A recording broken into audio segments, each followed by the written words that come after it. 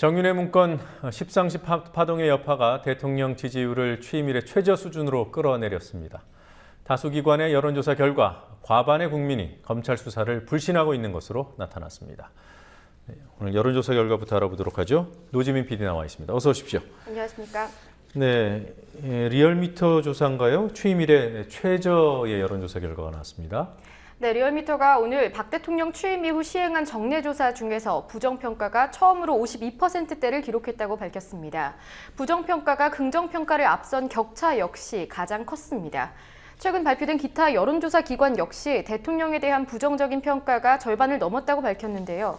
화면 보면서 좀 더 구체적으로 설명드리도록 하겠습니다.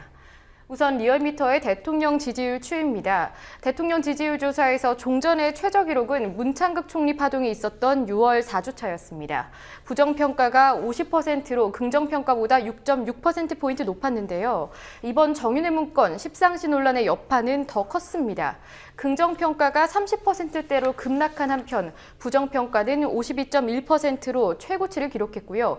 부정평가와 긍정평가의 격차는 12%포인트 이상으로 취임 이래 가장 큰 격차율을 보였습니다.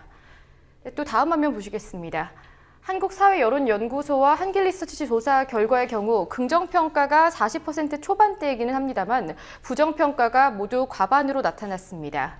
한국사회여론조사연구소의 조사 결과는 약 54%, 한길리서치의 경우에는 52% 이상의 응답자가 대통령이 국정수행을 잘하지 못하고 있다고 평가했습니다. 네, 여전히 40% 이상이 지지를 하고 있다. 이것도 참 궁금한 대목입니다. 정윤회 문건 십상시 파문에 대한 여론조사도 진행된 것으로 압니다. 어떤 결과가 나왔습니까?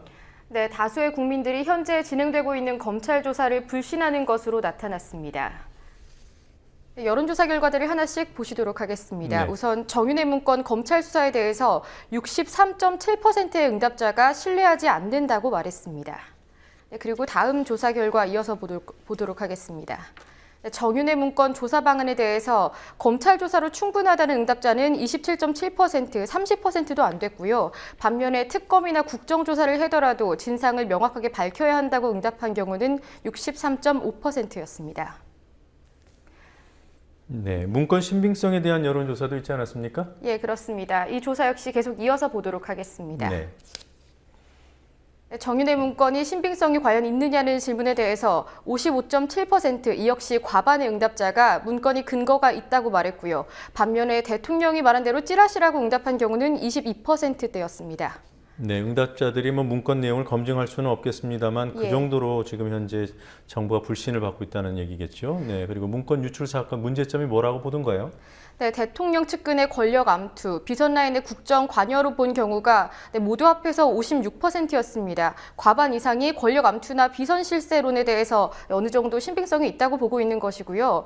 네, 반면에 청와대 문건의 유출 문제다라고 지적한 경우는 19.5%였고 찌라시에 의한 국정 혼란이라고 응답한 경우는 모른다고 응답한 경우보다 비율적으로 낮았습니다. 11.9%가 찌라시에 의한 국정 혼란이라고 응답했습니다. 네, 그 청와대 인식에 동의하는 의견이 약 30% 정도로 나타났군요. 예.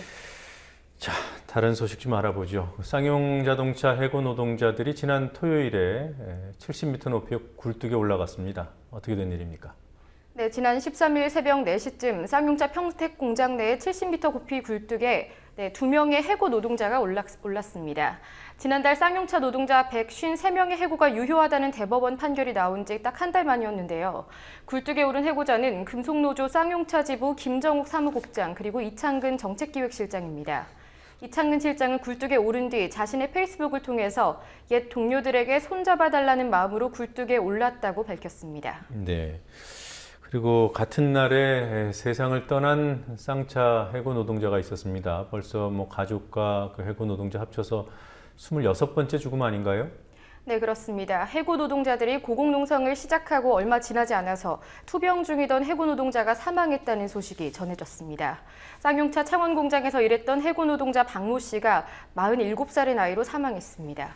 지난 1996년 쌍용자동차에 입사한 고인은 작업 중에 허리를 다친 뒤에 품질관리부서에서 일하다가 2009년 해고됐는데요. 해고된 뒤에 아르바이트와 비정규직 등을 전전하다가 지난 9월 간암 판정을 받은 뒤에 3개월 만에 사망하게 됐습니다. 5년간 투쟁이 이어지는 동안 고인을 비롯해서 26명의 노동자와 가족들이 세상을 떠났습니다. 네. 그리고 쌍차 노동자들의 고공농성 이번이 처음은 아니에요. 네, 이번이 세 번째입니다. 지난 2009년 평택공장 굴뚝 그리고 2012년 공장 앞 송전탑에 이어서 이번이 세 번째입니다. 쌍용차 노동자들은 오늘 평택공장 앞에서 기자회견을 열고 굴뚝 농성의 의미를 전했습니다. 굴뚝은 대한민국 최초의 자동차 회사인 쌍용차의 상징이자 시련과 절망의 시간을 오롯이 견뎌낸 노동자들의 심장이라는 겁니다. 하지만 쌍용차 측은 오늘 성명을 통해서 고공농성을 비상식적이며 생명을 담보로 한 극단적인 불법 행위라고 규정했습니다. 네, 지금 이창근 씨 등이 올라가 있는 이 공장 굴뚝이 바로 2009년도 옥새 파업 때 올라갔던 그 굴뚝이라고 하더군요. 예. 그리고 코오롱 해고 노동자 오랫동안 단식을 이어오던 최일배 씨가 결국 실신해서 병원에 실려가는 일이 있었습니다. 네, 40일째 단식 중이던 최일배 코오롱 정리해고 분쇄투쟁위원장이 어제 오전 9시쯤 병원으로 이송됐습니다. 코오롱 정리해고 투쟁공대위는 최 위원장이 걷지 못할 상태였고 또 타인이 부르는 소리에 대답조차 하지 못하는 상황이었다고 전했는데요. 최 위원장은 현재 서울시립동부병원에 입원해서 수액 치료를 받고 있습니다. 주치의인 이보라 내과과장은 최 위원장이 단식을 고집하고 있어서 수액 치료만 진행하고 있지만 현재의 몸 상태로 단식을 계속 이어가기는 어려울 것이라고 밝혔습니다. 코오롱은 2005년 경영 악화를 이유로 구미공장에서 78명을 정리해고했는데요. 대법원이 2009년 회사 손을 들어주면서 복직 투쟁이 10년째 이어지고 있습니다. 네. 그리고 오늘 소상공인들이 기자회견을 했는데 대형마트에 관한 서울 고등법원 판결에 대해서 문제점을 지적하는 그런 회견이었더군요. 어떤 내용입니까? 네, 지난 12일 이마트, 홈플러스 등 6곳의 마트가 자치구청장의 영업시간 제한 처분 취소 소송에서 승소한 것을 규탄했습니다. 전국유통상인연합회와 민주연합을지로위원회 등은 오늘 오전 국회에서 기자회견을 열고 서울고등법원의 2심 판결 근거들을 부정했습니다.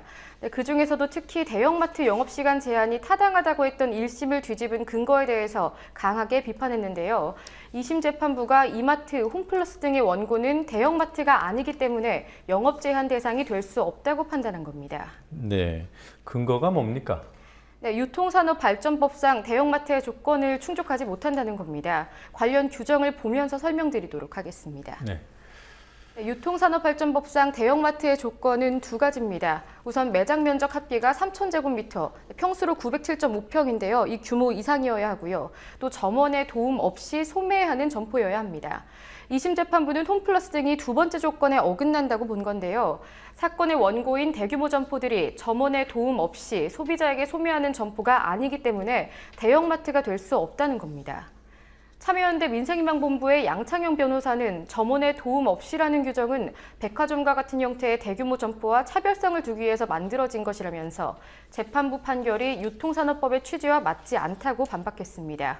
또한 전국유통상인연합회 이동주 정책기획실장은 이번 판결을 계기로 전국 대형마트들의 줄 소송이 우려된다고 말했습니다. 네. 그 판결을 내린 행정 8부 부장판사 장석조 판사더군요. 예. 대한항공노조가 오늘 성명을 발표했죠? 어떤 내용을 담았습니까? 네, 대한항공 조종사 노조는 성명을 통해서 검찰과 국토부가 기장을 범죄자 취급했다고 주장했습니다. 노조 측은 검찰이 기장을 출국금지 조치시키고 휴대전화까지 압수했으며 국토부의 경우에는 항공기 사고에 준하는 조사를 하고 있다고 지적했습니다. 이번 사건이 기장에게도 책임이 있는 것처럼 몰아간다면 재벌의 비뚤어진 행위에 대한 책임을 노동자에게 전가한다는 비난을 피할 수 없을 것이라고 강조했습니다. 네. 그리고 사무장 조현아 전 부사장으로부터 폭언과 폭행까지 당했다고 주장하는 사무장이 오늘 조사받을 예정이지 않았습니까? 재조사를 받을 예정이었는데 이루어지지 않았어요? 왜 그랬습니까? 네, 국토부는 박 사무장이 출석하지 않아서 조사가 불발됐다고 밝히면서 박 사무장이 조사에 불응할 경우에는 최대 500만 원의 과징금을 부과할 수 있다고 밝혔습니다. 국토부의 향후 조사 계획은 내일 오전에 발표될 예정입니다. 한편 한 차례 압수수색을 진행한 서울 서부지검 형사 5부는 조현아 부사장에게 오는 17일 소환조사에 응할 것을 통보했다고 밝혔습니다. 네. 그리고 지금 기독교 단체가 개신교 문제점을 다룬 영화 상영 금지하라는 그런 압박을 조직적으로 일으키고 있다 이런 주장이 있던데요. 사실입니까?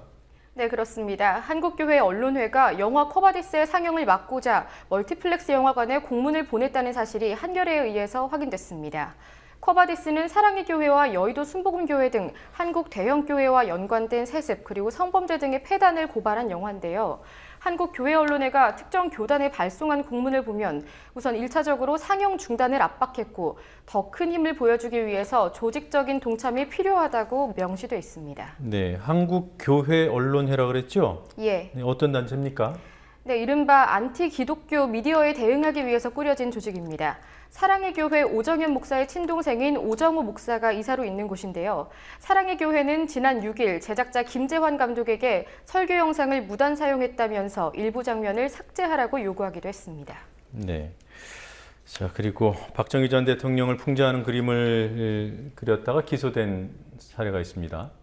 네, 그렇습니다. 대구에서 박 전 대통령과 닭을 합성한 그래피티를 그렸던 22세 김모 씨가 재물 손괴죄로 기소됐습니다. 김 씨는 지난 10월 말 박 전 대통령 생가 인근 지하철역 5곳에 박 전 대통령과 닭을 합성해서 이른바 파파치킨이라는 제목의 그래피티를 그렸습니다. 이를 본 대구중구청이 박 전 대통령 비하 혐의로 김모 씨를 신고한 뒤에 대구중부경찰서가 김 씨에게 재물손괴 혐의를 적용해서 검찰에 송치했고요. 그리고 지난 12일 대구지검이 김 씨를 200만 원의 벌금형으로 기소했다고 통보했습니다. 대구중부서 관계자는 중구청에서 전 대통령 비하로 신고가 들어왔고 공안 사건에 준하는 것으로 판단해서 진흥팀에 배정했다고 언론 인터뷰를 통해서 밝혔습니다. 김 씨는 조만간 검찰의 벌금형 기소 처분에 불복하는 재판을 청구하겠다고 밝혔습니다. 네, 오늘 여기까지 보겠습니다. 수고했습니다.